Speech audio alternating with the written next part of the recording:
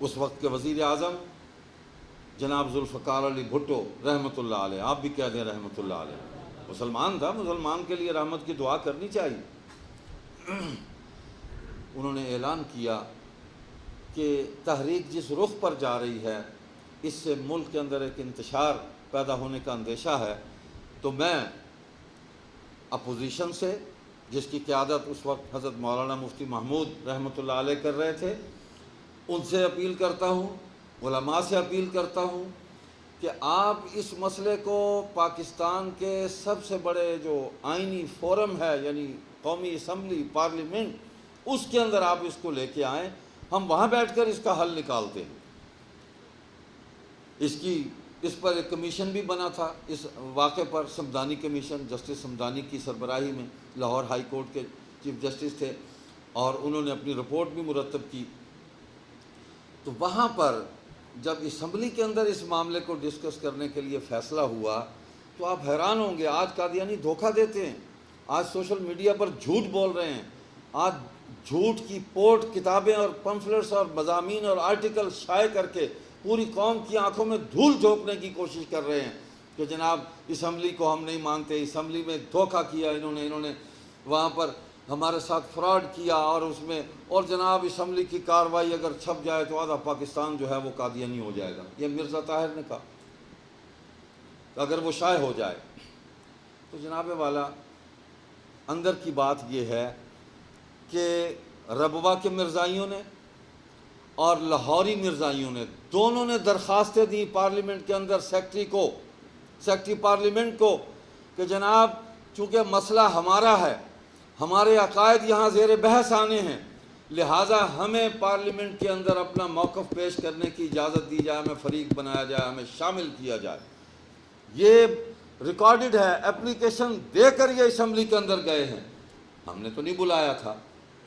تم خود گئے ہو۔ آج کہتے ہو ہم اسمبلی کے فیصلے کو نہیں مانتے، تو اس وقت کیوں اسمبلی میں تم گئے تھے فیصلہ ماننے کے لیے؟ آج جب آئین میں ترمیم ہو گئی، ایک قانون بن گیا،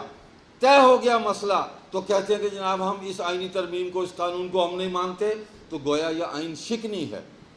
یہ ملک کے آئین سے بغاوت ہے، یہ ریاست سے بغاوت ہے۔ تم اس وقت درخواستیں دے کے اسی طرح درخواستیں دی جس طرح لپل گریفن کو، جو گورنر تھا پنجاب کا، اس کو درخواستیں دیا کرتے تھے، انگریز بہادر کو، جس طرح وائس رائے کو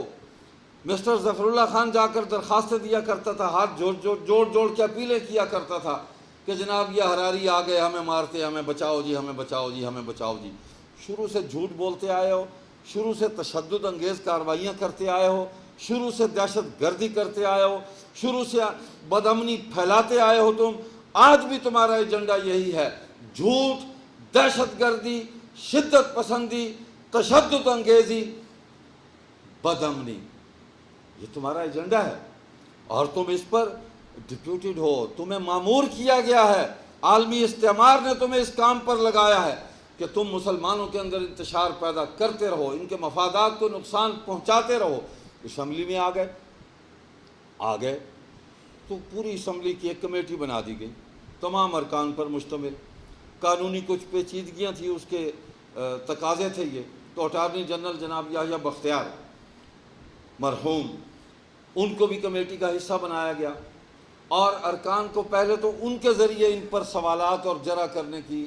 ہدایت کی گئی کہ وہ جو بات کرنا چاہیں اٹارنی جنرل کے ذریعے کریں، تو اٹارنی جنرل پھر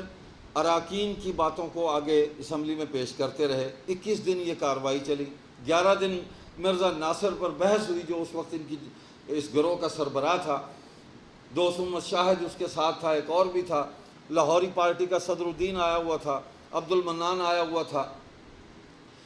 2 دن ان پہ جرح ہوئی، وہ تو ویسے ہی چھوٹی پارٹی تھی بہت ہی، کیونکہ وہ مرزا کو نہ نبی مانتے ہیں جی، نہ اس کو، وہ کہتے ہیں جی بس وہ مجدد تھا، مصلح تھا، خلافت نہ ملی تو اس کی نبوت کا انکار کر دیا، کیا معیار ہوا یہ ایمان کا؟ تو 2 دن میں اسمبلی نے ان کو بھگتایا، 11 دن اس بڑے فتنے پر لگے، اور 42 گھنٹے اس پر جرح ہوئی، سوالات ہوئے۔ اللہ تعالیٰ نے یحییٰ بختیار سے وہ کام لیا جو کوئی عالم دین جو ہے وہ کرتا ہے. یہ اللہ تو محتاج نہیں ہے کسی کا. ایسے ایسے سوالات کیے انہوں نے کہ مرزا ناصر جو ہے وہ بالکل لاجواب ہو گیا, لاچار ہو گیا. بلکہ ایک موقع پر شرعی مسئلہ تھا اور اس میں رہنمائی مقصود تھی, تو مسٹر یحییٰ بختیار نے اسپیکر سے اجازت لی کہ میں اس مسئلے میں اگر مجھے اجازت دیں تو مولانا مفتی محمود سے میں کچھ رہنمائی لینا چاہتا ہوں, اور میں چاہتا ہوں کہ وہ اس مسئلے کو اسمبلی کے اندر واضح کریں.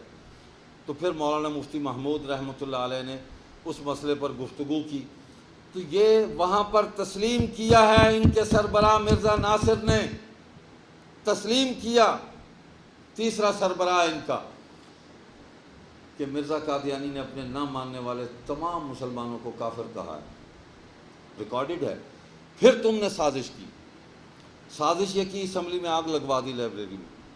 اور آڈیو ریکارڈ, چونکہ یہ ان کیمرہ بریفنگ تھی اور یہ کاروائی اوپن نہیں تھی, اس کو یعنی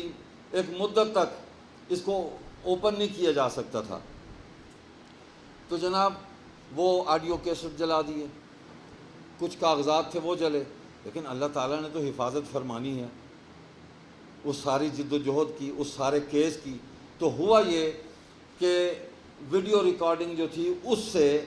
کاغذ پر جو کاروائی ساری منتقل کی گئی تھی وہ محفوظ رہ گئی. تو 38 سال بعد 2012 میں, جنوری 2012 میں حکومت پاکستان کی طرف سے, بلکہ اسپیکر قومی اسمبلی اس کی طرف سے اعلان ہوا, خاتون تھی وہ فہمیدہ مرزا, اس کی طرف سے اعلان ہوا کہ اس کاروائی کو ہم اوپن کر رہے ہیں. تو جب تک اوپن نہیں تھی اس وقت تک آپ پورے ملک میں جھوٹ بولتے رہے, پوری دنیا کے میڈیا پر آپ جھوٹ بولتے رہے اور اب تک جھوٹ بول رہے ہیں. تو وہ کاروائی اوپن ہو گئی الحمدللہ. آج اسے عالمی مجلس تحفظ ختم نبوت نے شائع کر دیا ہے, وہ بھی ہماری جماعت ہے. جمعیت علماء اسلام بھی ہماری جماعت ہے, جمعیت اہل حدیث بھی ہماری جماعت ہے, جمعیت علماء پاکستان بھی ہماری جماعت ہے. ہاں, جو صحابہ کو گالیاں دیتے ہیں وہ ہماری جماعت نہیں. اہل سنت کے جتنے بھی مسالک یہاں موجود ہیں وہ ہمارے ہیں, ہمارے بھائی ہیں. لیکن جو اہل سنت کی بنیاد, اہل سنت تک دین کو محفوظ طریقے سے پہنچانے والے, نبوت, ختم نبوت کے گواہ, وحی کے گواہ, دین کے اصل اور حقیقی داعی, خیر امت, اخرجت للناس تأمرون بالمعروف, یہ آیت اصل میں تو ان کے لیے ہے. ہم تو ان کے پیچھے چل کر ہم نجات پائیں گے, وہ نجات پا گئے. تو جو ان کو برا کہیں, ان کو گالیاں دیں, ان پر عدم اعتماد کا اظہار کریں, تو گویا وہ حضور صلی اللہ علیہ وسلم پر عدم اعتماد کا اظہار کیا. ان پر حملہ آور ہوئے, ان کی امانت و دیانت پر, ان کے کردار اور سیرت پر, تو گویا حضور صلی اللہ علیہ وسلم کی سیرت و کردار اور آپ کے منصب پر حملہ آور ہوئے. تو قابل مذمت ہے. خیر, آگے چلتا ہوں, میں بات سمیٹتا ہوں, وقت خاصا ہو گیا.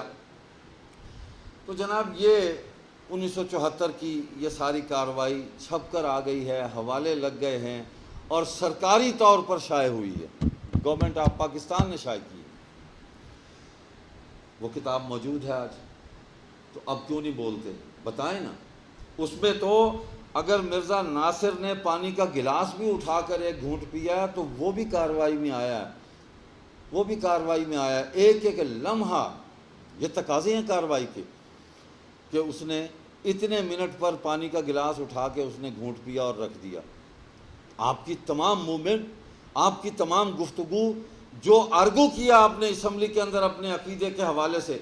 ہر چیز اس کے اندر محفوظ ہوئی. اور مسلمانوں کی طرف سے پارلیمنٹ میں جو علماء تھے, حضرت مولانا مفتی محمود رحمۃ اللہ علیہ, مولانا عبدالحق, مولانا غلام غوث ہزاروی, مولانا عبد المصطفیٰ الازہری, مولانا شاہ احمد نورانی, اور اسی طرح پروفیسر شاہ فرید الحق, مولانا ظفر احمد انصاری, اور پروفیسر عبد الغفور, اور بھی بہت سارے لوگ تھے, ذہن میں نہیں ہے. تو خدا نخواستہ یہ مطلب نہیں ہے کہ کسی اور نے کوئی کام نہیں کیا. جو بھی لوگ وہاں موجود تھے,